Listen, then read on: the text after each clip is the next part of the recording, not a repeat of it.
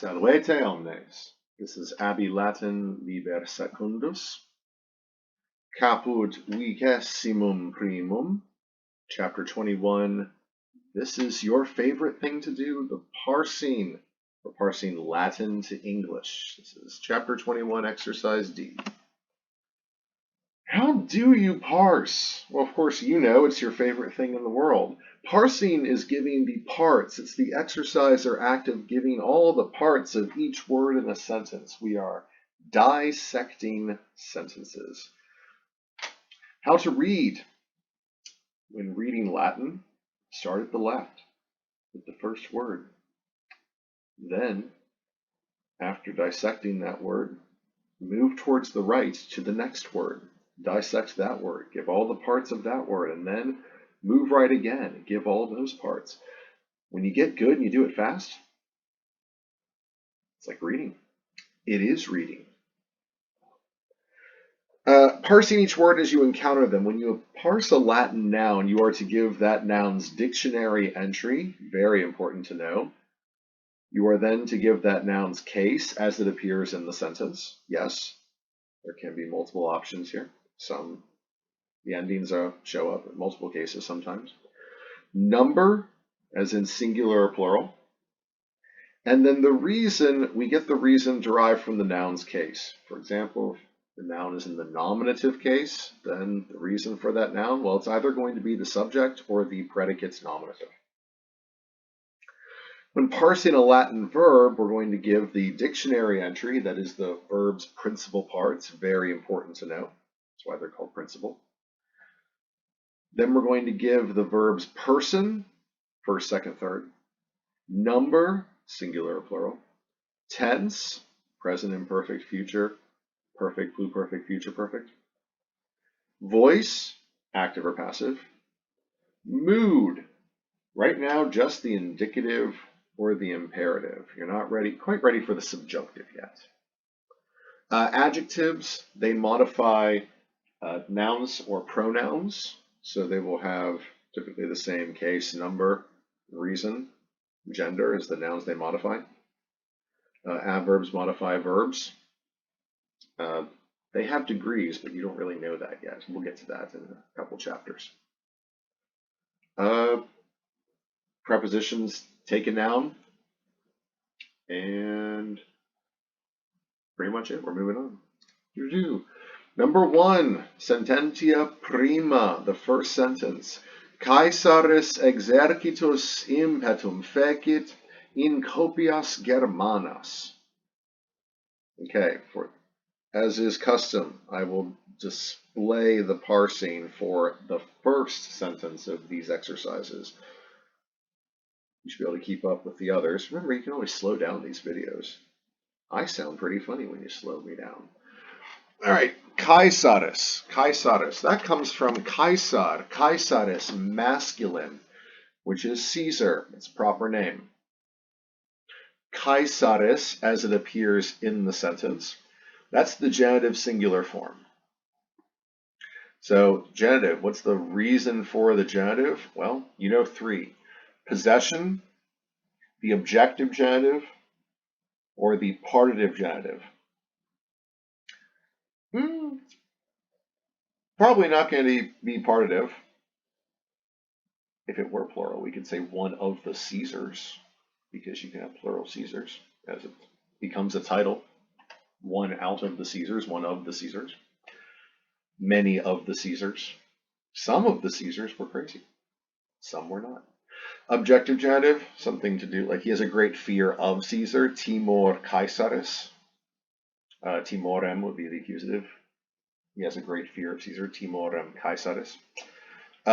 Possession, Caesar is owning or possessing something. So Caesar owns a noun. Caesars. We put an apostrophe S after Caesar. All right, we've gone through all the possibilities. It took a long time. Yeah, it does if we sit down and talk about what it could possibly be. But when you're reading, you do this automatically. Or at least that's what we're training ourselves to do. Next word is exercitus. So we have Caesaris exercitus. Exercitus, us, masculine, is the dictionary entry. That means army. a trained force, trained body of dudes. So exercitus as it appears, because it's a fourth declension masculine. You know how to decline, right? Us, ui, u.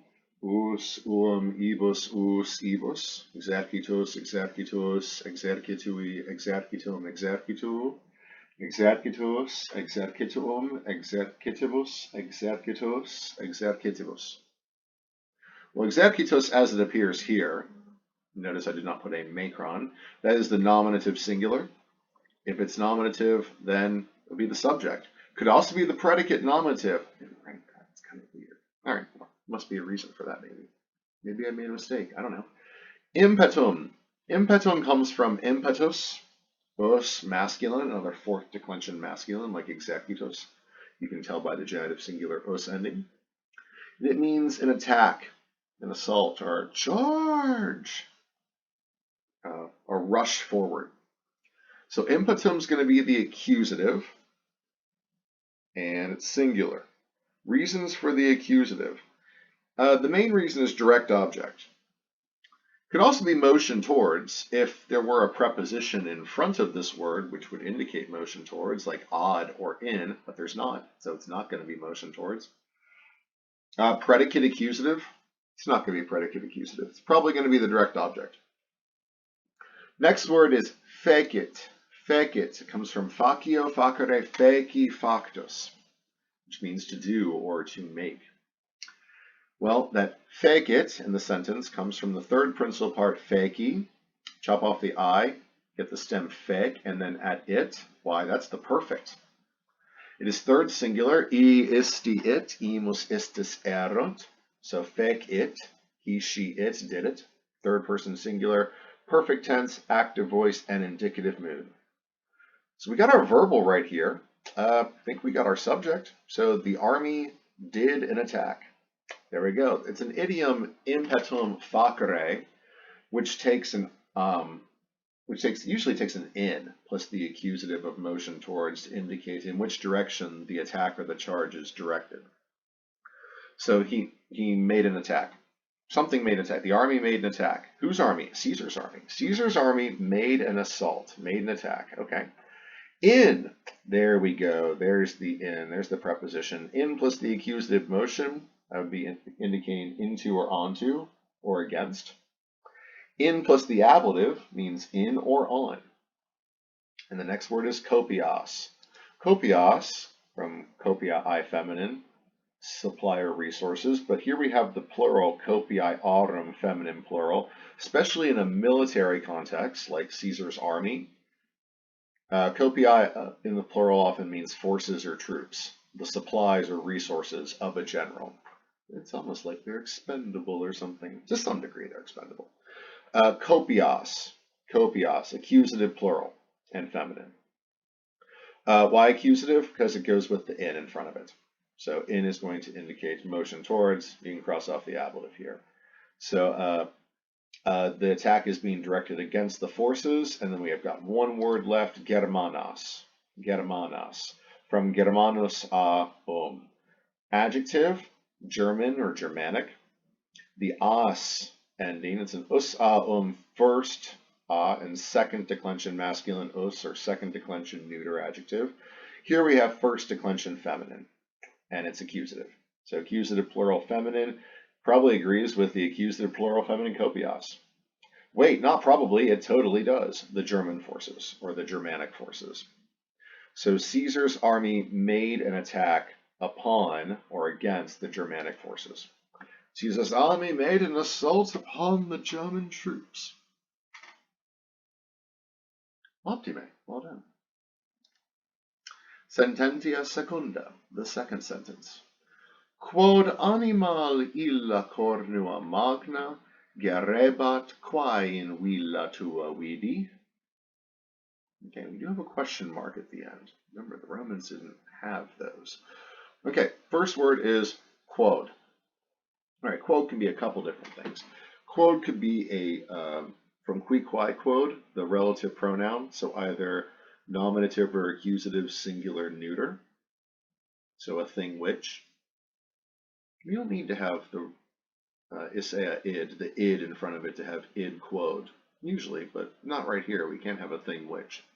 Or it could be the conjunction quod, which means because. Or it could be, if it has the same form as the relative pronoun, it could be an interrogative adjective. Could be an interrogative pronoun. Now the interrogative pronoun is quid. So relative pronoun, interrogative adjective, or causal quod, a conjunction. Lots of things. And a Roman would have kept all those options in their mind until they got to another word in the sentence which told them which one is the right answer. So keep those options open. That's why I gave you the boxes to write all this down. When you get good, you do this in your head. You don't need to write it down. Animal, animal. So animal, animalis, neuter. That's a third declension neuter, and it's also an I stem because its nominative singular ends in al. Remember that rule? Nominative singular, third declension neuter. If it ends in al, e, or ar, it's an I stem. So animal, animalis, animali, animal, animali. Animalia, animalium, animalibus, animalia, animalibus. So quod animal. Animal is neuter and it's singular. It's either nominative or accusative. If it's nominative, it's the subject of the sentence or predicate nominative. If it's accusative, it's probably going to be the direct object. I don't see no preposition, odd or in front of this, so probably not going to be motion towards. Could be predicate accusative. Something down the way will tell me. Could quod and animal go together? Could quod modify animal? If quod is an interrogative adjective, then absolutely it can modify animal. They do have the same gender, number, and case. And we do have a question mark at the end. So I am now at this point leaning towards interrogative adjective. So that would be which animal? And we're asking which one? Which animal? Which animal did a thing? It could also be the object.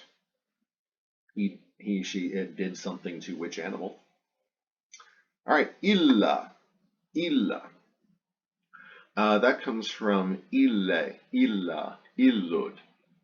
Demonstrative pronoun or adjective. Illa could be a couple different things. It could be nominative singular feminine, illa, or it could be nominative or accusative plural neuter. Remember, ille means that, plural those. Yonder, thing far away. It's the third person demonstrative. So hic is the first person demonstrative, that this thing right here, close to I, me, the speaker.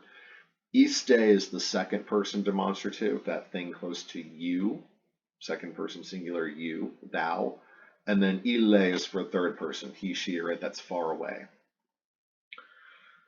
Does not agree with quod or animal, so does its own thing. Cornua, cornua from cornuus neuter, meaning horn, can also mean antler. It's a horn that comes out of an animal's head. It can also mean the arm or wing of an army, which army has two, a left and a right.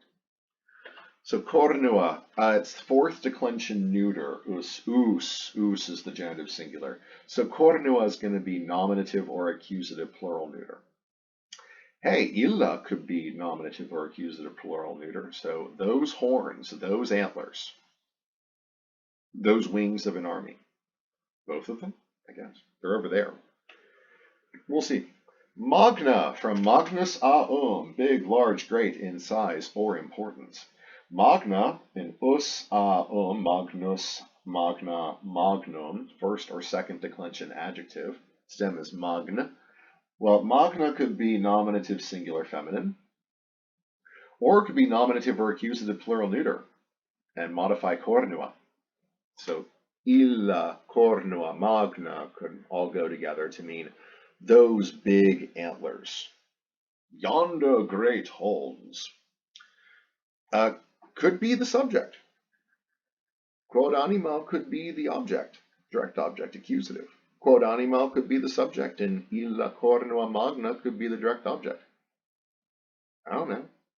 Until I get to gerebat. Gerebat from gero, gerere, gessi, gestus. To wage, to manage, conduct. It can also mean to wear. And here it's going to be wear because it has to do with horns. Singular, gerebat, bat, got that ba, so it's imperfect. The stem is gere, it's a third conjugation. So the stem is ger, add the e before the bas to get the gereba, and then add the ta, gerebat. So he, she, it was wearing, was managing, was conducting, was wearing. Which animal, because it has to be singular, quod animal has to be our subject, that makes this the direct object. What animal was wearing those horns? We don't really say animals wear horns, but we'd probably say which animal had those horns. Sentence continues, quae. Okay, quae. Why, that, like quod, could be relative pronoun, or it could be an interrogative adjective, right? I guess it could be. Probably more likely to be the relative pronoun given its placement in the sentence. Because interrogatives, we tend to keep the interrogative word near the front. So quod is as an interrogative adjective, agreeing with animal, great place for quod to be. But quae as an interrogative adjective, as an interrogative in general, a little late in the sentence, although you shouldn't really base much on word order. So quae relative, right? Probably. Could be nominative singular feminine. Could be nominative or accusative plural neuter. Now, the important thing with a relative to keep in mind is that relative pronouns introduce relative clauses. They must agree, as in the relative pronoun must agree with its antecedent, that's the noun it refers to, that usually comes before it, almost always comes before it. They have to agree in gender and number, not necessarily in case. The case of the relative comes from how it acts within its own relative clause, which is this, quae in villa tua vidi. So quae has to refer to something that is either singular feminine. I don't see anything singular feminine in the main sentence. Probably more likely accusative or nominative plural neuter. We do have plural neuters right here, illa cornua magna.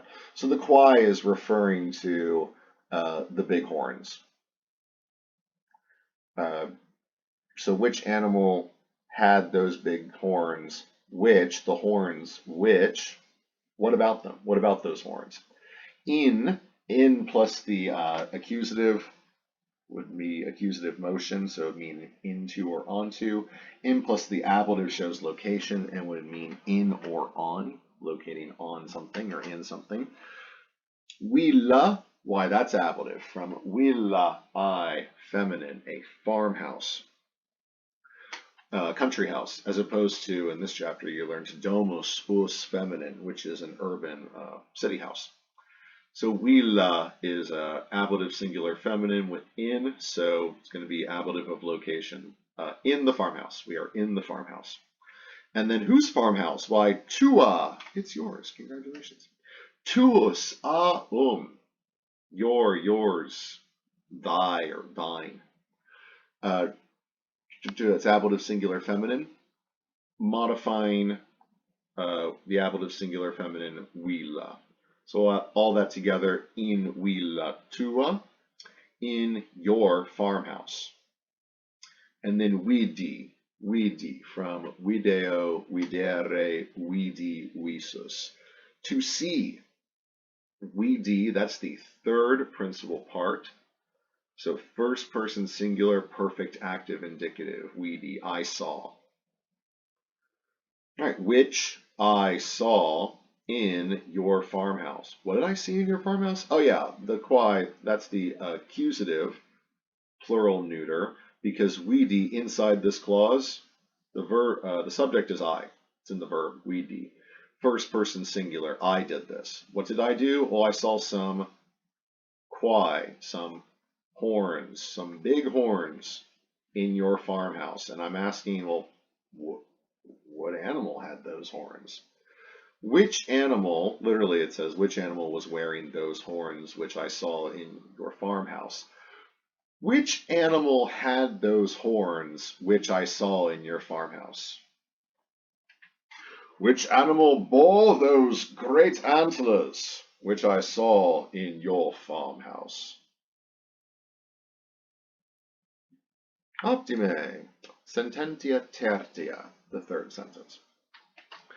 Domum unius e consulibus videritas. Domum comes from domus us feminine. That's a city house, an urban home. Domum is in the accusative. Direct object, it could be motion towards, because remember, this word does not take prepositions, so you will not see ad domum. You should never see ad domum. You should never see in domum. So if you're going towards home, it's just going to be domum. So keep that in mind. When you're parsing this out, a reason for domum can be motion towards, even if there's no preposition in front of it. Ooh, these are no rules, just right. That's where we're going. We don't need roads. All right, so accusative could be direct object. It could be motion towards. Predicate accusative, I guess it could be.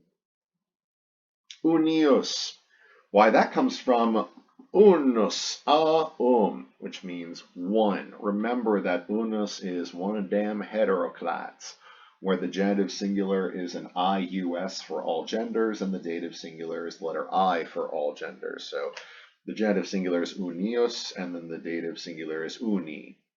Otherwise, it declines like a normal first and second declension adjective. Unus So this is the genitive. Why genitive? Possession, objective genitive, or partive genitive. Just the letter E. It's x. Takes the ablative to show separation, out of, or from. We're starting in a place and we're moving within it, and then we move outside of it.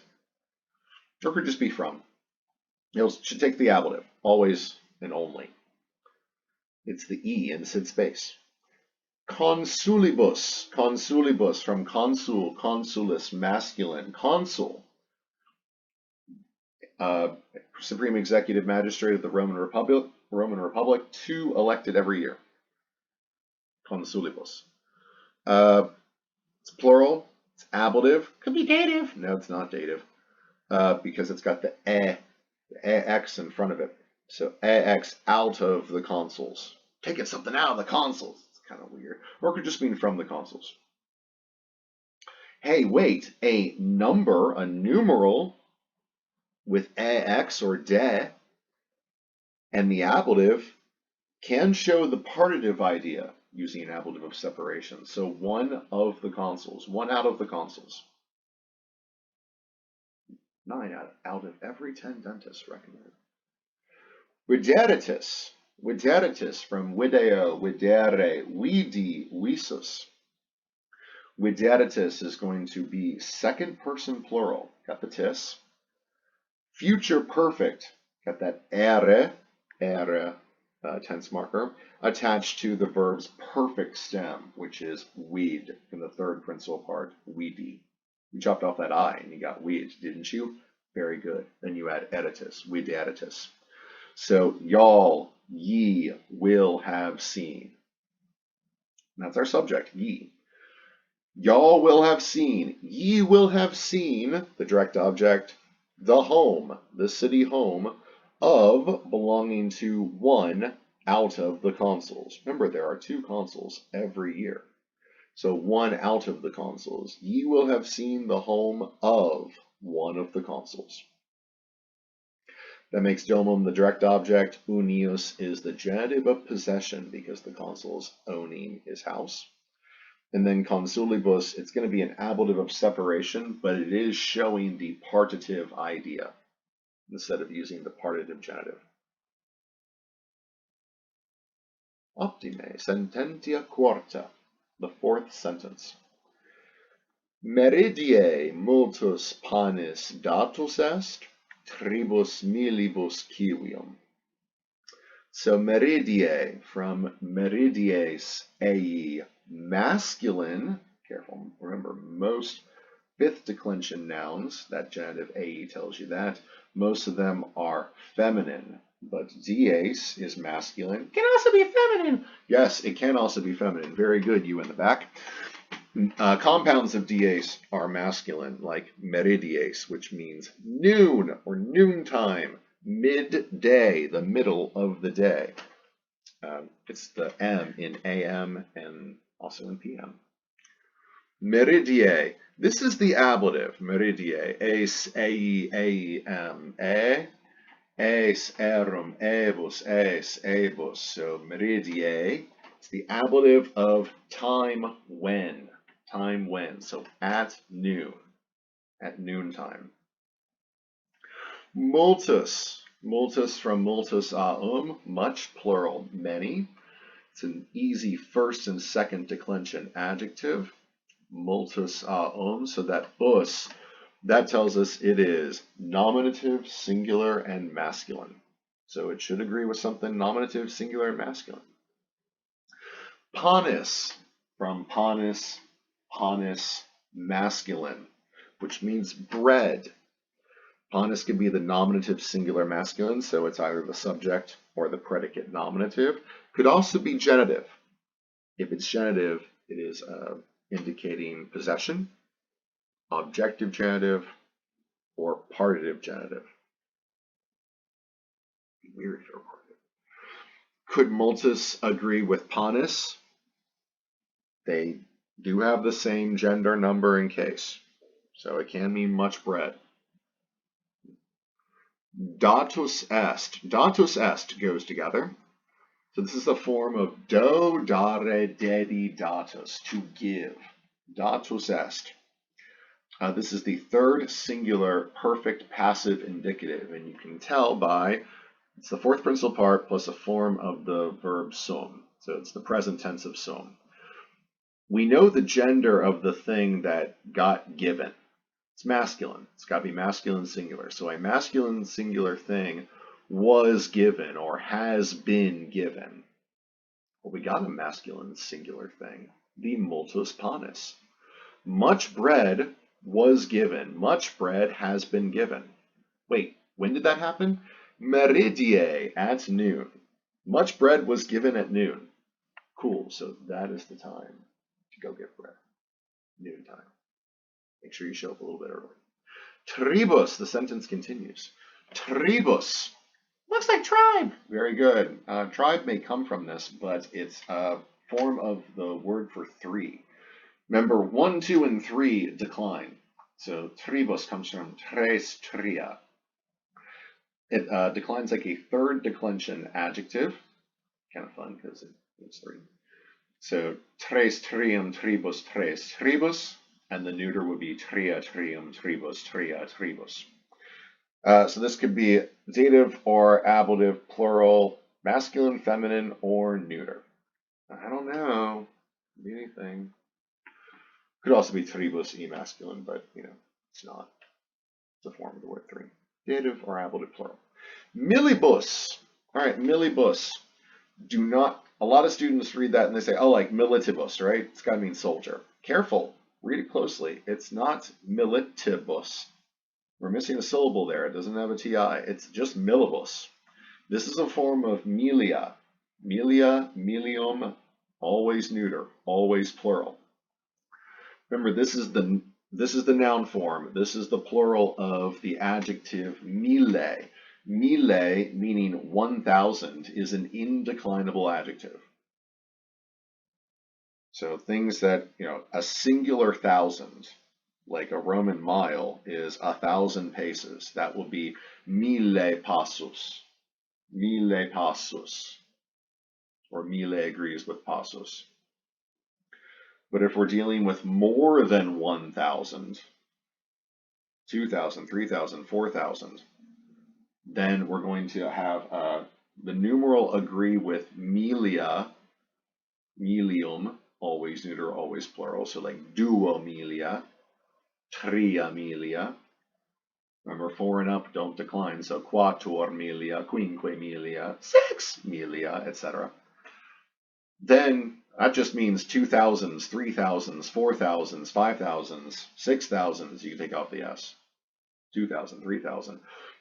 2,000 of what? 2,000, it needs a partitive genitive following it. So that's what the kiwium is doing. So millibus is dative or ablative, plural neuter. Tribus agrees with millibus. So tribus is going to be dative or ablative, plural neuter. It's got to be neuter. Can we determine whether dative or ablative yet? Let's see. Much bread was given. Well, when you got a dative-y looking thing with dodare, that's a pretty good tip-off. Dodare dedi datus. To give, I mean, it forms the root of the word dative. So the dative is the giving case. Who gets the gift? Why, 3,000s. 3,000 of something, screams out for that of, that partitive genitive to follow, and that's what kiwium is doing. So kiwis, common, can be masculine or feminine. It's an istem because it's nominative ends in is, could also end in es. The rule is the nominative ends in is or es and is perisyllabic with the genitive, meaning it has the same number of syllables as the nominative does. So the genitive and the nominative share the same number of syllables. Kiwis ends in is, and the genitive is the same as the nominative, so it has the same number of syllables too. Kiwis, kiwis. So it's an I stem. The genitive plural ends in I-um instead of just um. So kiwium, of citizens. There are 3,000 of citizens, or 3,000s of citizens, or just, you could say 3,000 citizens. If it was 1,000 citizens, if we were going to give that bread to 1,000 citizens, it would be 1,000 because you use mille, indeclinable, so just be mille, and then you would put kiwibus to 1,000 citizens, kiwibus. You just put 2 citizens, which are 1,000, mille kiwibus. If it were 2,000 citizens, duobus millibus kiwium. 3,000 is right here. 4 would be quattuor millibus kiwium. Hope that makes sense. The sentence altogether is, at noon, much bread was given to 3,000 citizens. Much bread was given to 3,000 citizens at noon. At midday.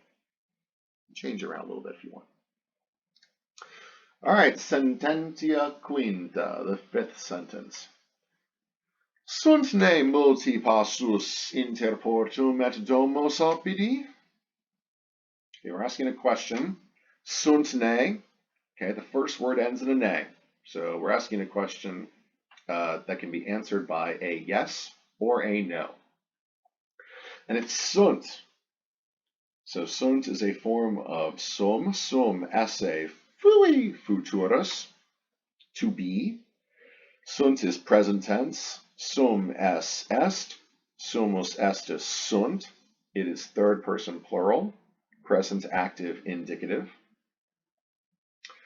So typically when it occupies the first position in the beginning of the sentence, it's an existential sum. So est would be there is, and sunt typically means there are. There are something. If we are asking a question, it would be, are there something? And then we're going to wait for the nominative subject to come up later. Doesn't have to work that way, but typically does. That sunt could just also be a helping verb for a perfect passive. I don't know. We're about to find out. Multi from multus aum, much, plural, many. Us aum, first or second declension adjective. Multi could be genitive singular masculine. It could also be nominative plural masculine. It could also be genitive singular neuter. So a couple different things. Let's hold our horses until we get to the hitching post. All right, passus. Passus. So that comes from passus, us, masculine, pace or step.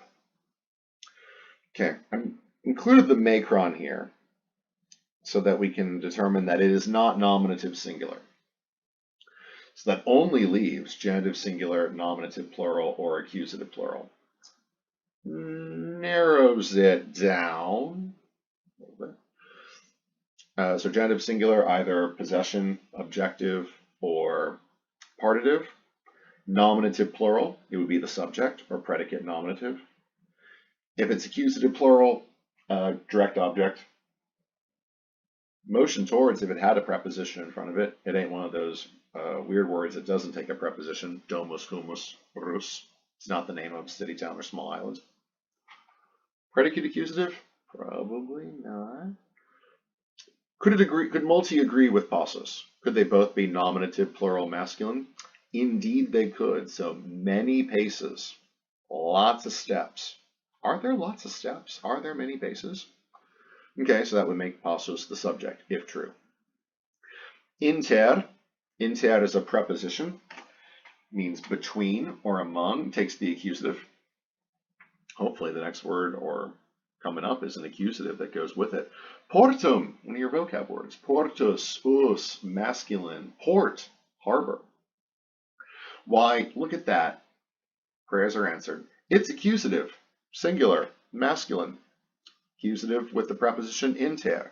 So between the port, between the harbor, et, conjunction, meaning and, linking thing X with thing Y. Domos, from domus us, feminine. Well, good thing portum took the preposition because domos shouldn't take prepositions. It might take a preposition here, inter, between this and between that. We could also probably put the preposition attached to the verb to get inter sum, which just means between. Could have probably done that anyway and also added the preposition. Freak out the Greeks that way. All right, so domus, us, feminine, house, city, home. It's accusative plural and it is feminine. Looks masculine. I know, but it's feminine. Between the port and the homes, the houses, oppidi, of the town. Genitive, singular, neuter. That's all it can be, from oppidum e neuter, of the town. Genitive of possession. Altogether, are there many steps? Are there a lot of paces between the harbor and the homes of the town? Optime. Sententia sexta, the sixth sentence. Decem existis militibus errant et magni et acres. So we have decem.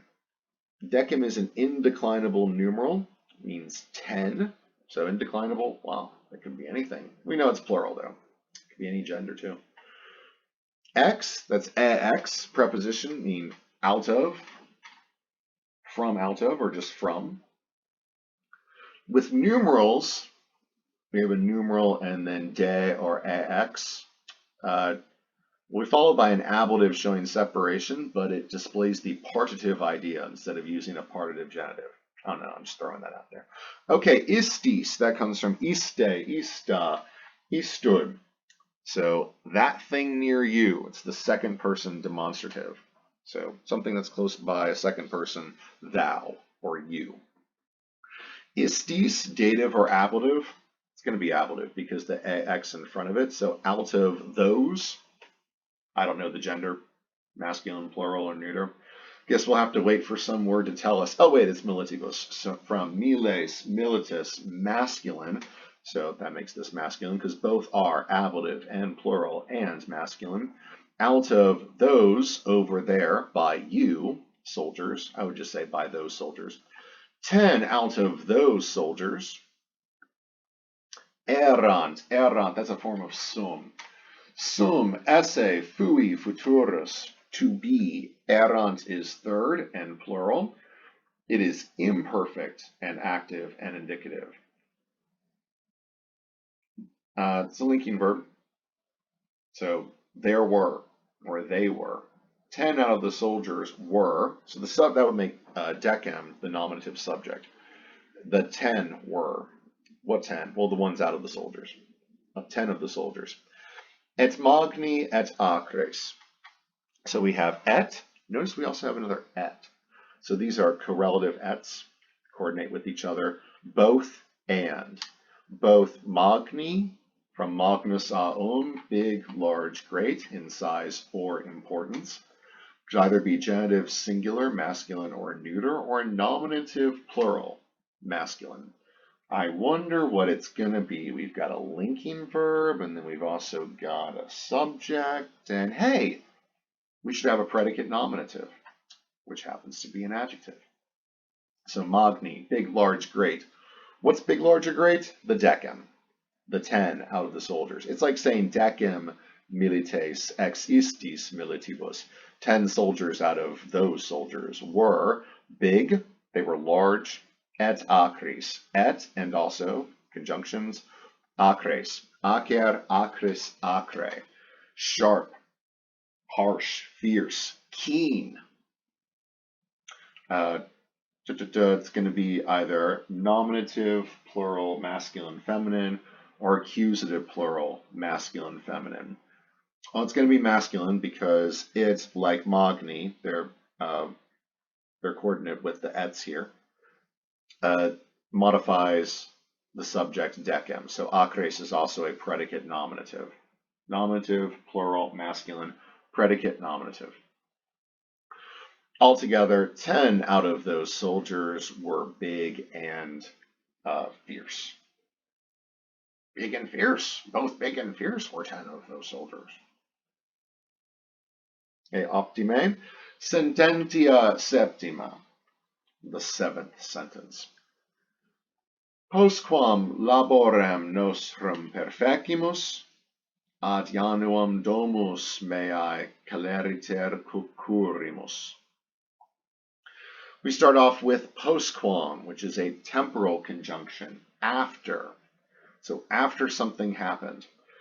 Since you see a lot of Latin sentences in the past tenses, you often see postquam taking a perfect tense verb, where even though a pluperfect tense might seem more correct, because well, after something happened. So after this had happened, then the main clause then happened in the perfect tense. Actually, the Romans like to use the postquam verb, the verb in the temporal clause. They like that to be in the perfect tense if it's displaying a single action. So after this one single action happened in the perfect tense, then the main clause happened in either the perfect or the imperfect. That's what you often see. If the postquam verb, the verb in the temporal clause with postquam takes a pluperfect, which you would expect, that means that the action was continuous, ongoing, or habitual. So I'll bring that back when we translate the sentence, what the difference would be. So postquam, after. Remember also that post and quam can split, like some Robert Bottin alien from an 80s movie. And like post can start off and then the quam can like can insert itself somewhere else in the sentence in order to add emphasis. It's kind of cool. So after, laborem, from labor, labores, masculine, meaning work, labor, toil, business. Can also mean problem. It's what you labor over. So it's going to be accusative, singular, masculine. Why accusative? It's reason. Probably direct object. No motion towards. I don't see a preposition on or in front of it. Could be predicate accusative, but it's not. It's the direct object. Nostrum, nostrum, from noster, nostra, nostrum. Nostrum, it could be nominative, singular, neuter. It could be accusative, singular, neuter then. Could also be accusative, singular, masculine. So it could modify the noun laborem. Laborem nostrum, our toil, our labor, our business. Perfecimus, that comes from perficio, perficere, perfeci, perfectus. Perfecimus, perfect, that comes from the third principal part. So that's the perfect stem plus imus, first person plural, perfect, active, indicative. So we, snap of the fingers, did a thing. So we is the subject of this this clause.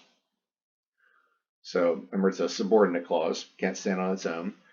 After we, perficio means to accomplish, to perfect, to complete. So after we completed, after we finished, laborem nostrum, our work, our task, our toil, after we finished our toil, after we completed our labor. And then now we have the main clause, which can stand on its own. This is the independent clause, whereas the subordinate clause is dependent upon the main clause. And the dependent subordinate clause is introduced by a subordinating conjunction postquam, after. So back to the main clause. Odd, we start off with odd. It's a preposition. Takes a noun, which should be in the accusative case. Odd only and always takes the accusative to mean to or towards somewhere, motion towards. So we're going towards a thing like Januam, which comes from Janua, I, feminine. A door, like January, is the doorway to the year or something. Or Janus, the two-faced, not two-headed, two-faced Roman god of doorways, beginnings, and endings. It's the accusative with odd, so accusative motion towards. We're going towards the door, to the door. We're walking towards it, moving towards the door. Domus, from domus us, feminine. House or home, especially in the city. Probably is going to be genitive, singular, feminine. Could be nominative, plural, feminine. The accusative would be domos, so it's not going to be accusative, plural. I guess it could, but the more common, popular form is domos, which we saw in an earlier sentence. So domus. Genitive, where it's going to be possession, objective, or partitive. Could also be nominative, plural, where it would be the subject. So the homes did something towards the door. The houses walked to the door. I don't think so. Could it be to the door of the house?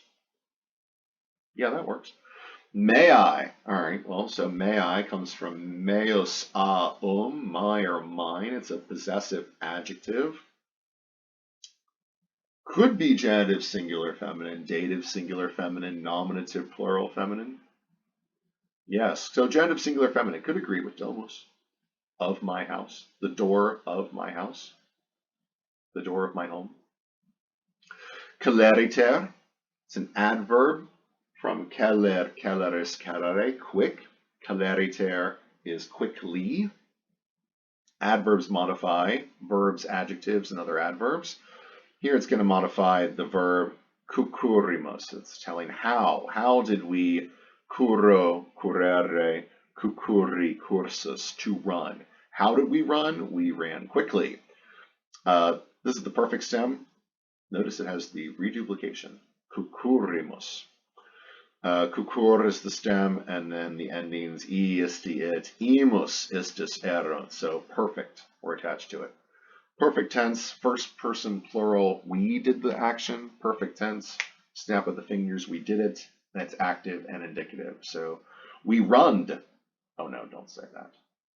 We ran. Perfect tense. We ran. How did we run? We ran quickly. Well, to where? Whither? To the door of my house. Cool. So we ran to the door of my house. We quickly ran to the door of my house. When did we do that? Oh, we did that after we finished our work. So you can switch up the order of the clauses too. You can say we quickly ran to the door of my house after we finished our work. Or you can say after we finished our work, we quickly ran to the door of the house, the door of my house. Now, going back to what I said at the start of the sentence, perfecimus. If this were pluperfect, perfeceramus, that would indicate that every time after we had completed our work, we quickly ran to the door of my house. If it's perfect like it is here, this is just the one time after we finished our work, then we quickly ran to the door of my house. Every time we kind of slopped home, we very slowly and kind of slouched. All right, sententia octava, the 8th sentence. All right, for these sentences and these exercises moving on out, I want to try and bring as much authentic, real Latin as possible. This is a This is taken from Caesar's De Bello Gallico, Book 1, Chapter 52. Some of these I will slightly adapt, or I'll change just a little bit in order to make it work for you. But try as much as possible not to adapt things, because I want you to see as much as possible what real authentic looks like, so you don't get that translation gap when you finish translating, easy sentences in a Latin textbook, and then all of a sudden you sit down with a copy of Livy and you're like, wait, what is this? Well, this is Latin. This is what Latin really looks like, as opposed to the sort of C-spot run sentences you're usually introduced to. So Caesar writes, Hostium cornu audacter multitudine militum nostram aciem premebat. So hostium comes from hostis masculine. It's a third declension I stem. Nominative ends in is and is perisyllabic with the genitive. So hostium is the genitive plural. Reason for genitive. Possession, objective, or partitive. Probably not going to be partitive. That would be like a part of the enemy or three of the enemy or something like that. This is going to be, also means hostis singular, an enemy, and the plural means the enemy, like a collective. Objective, probably not. Probably going to be possession. Cornu, from cornu us neuter, horn, antler, or wing, or arm of an army, of which there are two, left and right. Cornu could be several things. It could be nominative singular neuter, at which point it would be the subject or the predicate nominative with the linking verb. It could be dative singular neuter, indirect object. It could be accusative singular neuter, where it's the direct object. It could be the ablative singular neuter, and that's a whole slew of things. So, yikes. Let's just leave that guy alone for now. We just know that it's going to be either nominative, dative, accusative, or ablative. Yikes. Audacter, from it's an adverb from audax, audacus, which is a one termination third declension adjective, meaning bold or daring. This is going to be the adverb boldly, daringly. It's kind of irregular. It's got the stem audac and then adds ter instead of just air. It's not audacer, it's audacter. Multitudine comes from multitudo, multitudinous feminine. That's a multitude, a large crowd, great number. I'm going to see multi in there, hopefully. Multitudine is going to be the ablative, singular feminine. Ablative, that's a lot of things. It's not going to be location. It's not going to be separation. It's not going to be accompaniment. So we can get rid of the things that have, that require prepositions. Could be means. Could be respect, in respect to great number. Could be by means of a great number. It's not time. Multitude can indicate time. It's half past a great number. Okay, we'll leave that there. Militum from miles, militis, masculine, soldier. Militum is going to be the genitive plural. Miles, militis, militi, militem, milite. Milites, militum, militibus, milites, militibus. So militum, genitive plural, masculine. Genitive reasons, once again, it's going to be possession or objective or partitive. Nostrum, from noster, nostra, nostrum, our, belonging to us. Nostrum is going to be accusative singular feminine. Hopefully it agrees with some accusative singular feminine thing, like aciem, from acies, ae, feminine. It means sharp point, sharp edge, like of a sword or some sort of weapon or something. It can also mean a battle line, like a prima acies. That's the first battle line. Acies secunda would be the second. Tertia acies is the third, etc. So nostrum aciem could be our battle line. That's where all the sharp points are, the battle line, the line of battle. And then premebat, from premo, premere, pressi, pressus. That's to press, as you can see in the word. It can also mean to overwhelm or overpower. I guess you just whelm. Got the ba, So the stem is prem because it's a third conjugation. You add the e before the ba to make it imperfect, and the t tells us it's third person. Third person singular, imperfect active indicative. He, she, it was pressing, was overcoming, overpowering. All right, all together, let's see what Caesar has to say. The subject is going to have to be some sort of third person singular thing. Well, we got cornu. Nostramachium is definitely going to be the accusative direct object. So cornu, subject. The enemy's wing, the wing of the enemy, the arm of the enemy, as in the arm of the enemy's fighting force. The enemy's wing boldly, premebat, was boldly overcoming, was boldly overwhelming the nostrum aciam, our battle line. Multitudine, what are we going to do with that? This is an ablative of means. By means of. This is how, in what way they were premebat, our battle line. They were overcoming our battle line due to the great number of their militum, of their soldiers. Hostium cornu audacter multitudine militum nostramachiam premebat.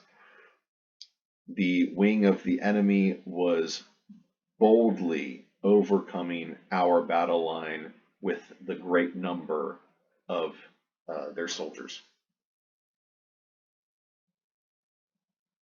Ottime. Sententia nona, the 9th sentence. This is from St. Augustine. Sancti Augustini Confessiones, slightly adapted. Libenter haec didici, et ob hoc bonae spei puer appellabar, is what he would have said if he pronounced it that way. Probably something closer to libenter haec didici, et ob hoc bonae spei puer appellabar. Pronunciation changes a little bit, right? Okay, so libenter. Okay, that is that's the adverb. So freely, gladly, libenter, like audacter before it. Haec, from hic haec hoc, this thing right here. It's the first person close by, I or me, the first person demonstrative. Haec could be singular feminine, nominative, nominative singular feminine, haec. Could also be nominative plural neuter, and therefore accusative plural neuter. So this singular feminine thing is the subject, freely did a thing, or these things freely did a thing, or something freely did a thing to these things. Didici or didici. All right, that comes from disco, discere, didici, which means to learn. You learn to disco. Yeah, you do. Notice, like curo, curare, cucuri, cucuri has the reduplication. Didici, did reduplication as well. Indicates the perfect, or helps indicate the perfect. Do does the same thing, dedi. This is the first person singular perfect active indicative. So I learned. Well, you know, that probably means that haec is going to be accusative.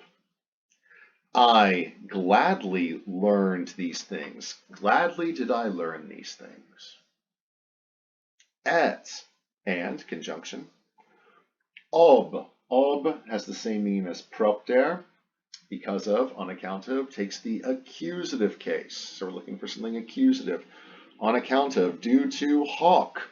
Hic, haec, hoc, just like haec, except hoc is either nominative singular neuter or accusative singular neuter. What about ablative singular masculine or ablative singular neuter? Yeah, I would have put the macron. Would I have? Maybe. It's not ablative. This is going to be accusative because it does go with the preposition hoc, or I'm sorry, ob in front of it. Ob hoc, on account of this thing. And because of this, what thing? Oh, probably that I was freely, really learning these things. And because of that, because of this, Bonai comes from bonus a meaning good. So us a a first or second declension adjective. Bonai could It's going to be in the feminine track. So either genitive singular feminine, dative singular feminine, or nominative plural feminine. I don't know. Let's try and find a noun that it agrees with. Space. Your vocab for this chapter. Space. A feminine. Hope. Anticipation. Expectation. This is the genitive singular feminine or the dative singular feminine. Ooh, so boni probably goes with it as a genitive singular feminine or a dative singular feminine. Good hope. I don't know. Of good hope? 2 or 4 good hope? Who knows? And then puer. Puer is the nominative singular masculine. Boy. Well, that's easy. Boy, so that's going to be the subject. Appellabar. Ooh, I am that boy. Because bar is first person singular.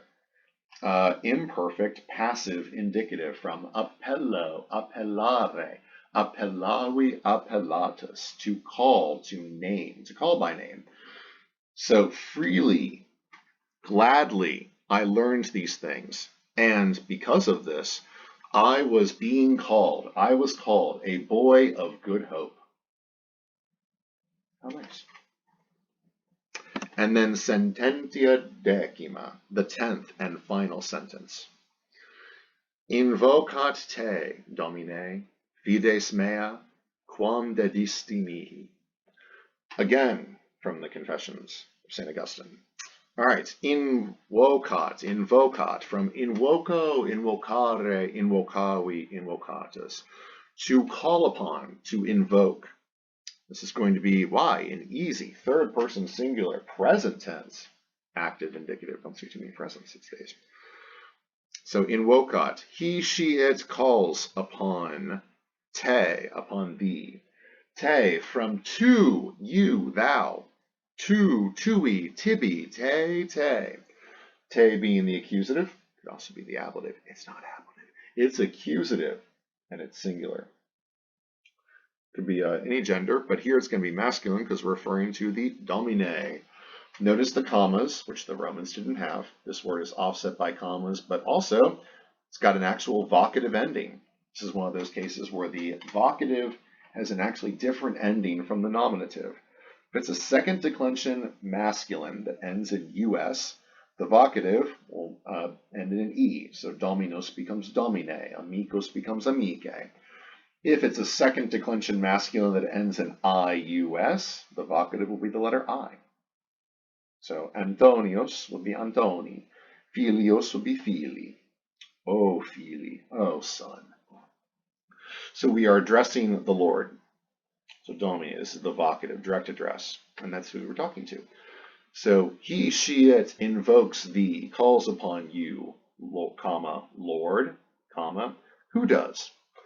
Fides mea, fides, from fides, a feminine, faith, trust, loyalty. So fides could be nominative, singular feminine. It could be nominative, plural feminine, or it could be accusative, plural feminine. I don't know. If it's nominative, it's the subject. If it's accusative, it's probably the direct object. Mea, from meos aum, my mind. Mea, so this is the feminine track, first declension feminine. So it's either nominative, singular, feminine. If it were ablative, I would have given you the macron, I think. Mea, it's not ablative. Could be nominative or accusative, plural, neuter. It's not, because it's nominative, singular, feminine to agree with the nominative, singular, feminine, fides right here. So it's my faith. And if this is nominative, then this is the subject. That means this is the subject of the verb. So invocat.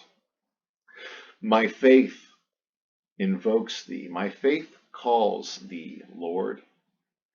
Lord, my faith calls upon thee. Quam, the relative pronoun. In the accusative, quam, and it's singular and feminine.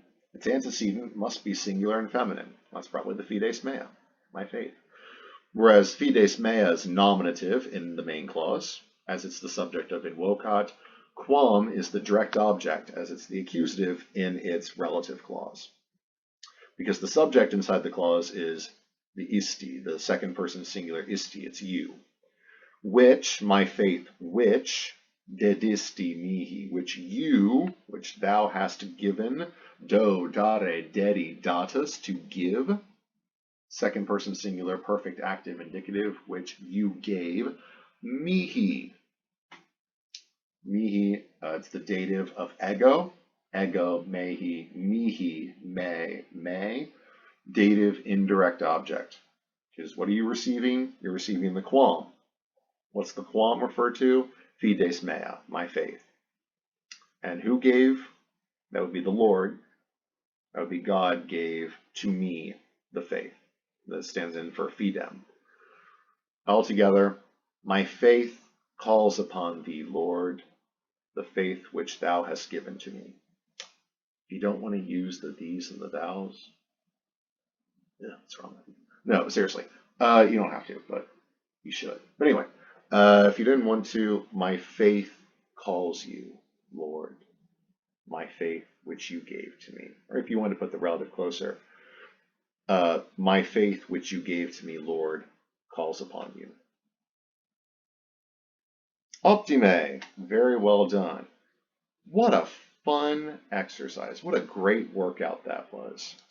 You are now ready to move on to the next parsing exercise. What? More parsing? Of course, only this time English to Latin. How fun. Chapter 21's exercise E awaits thee. Optime, very well done. Valete omnes.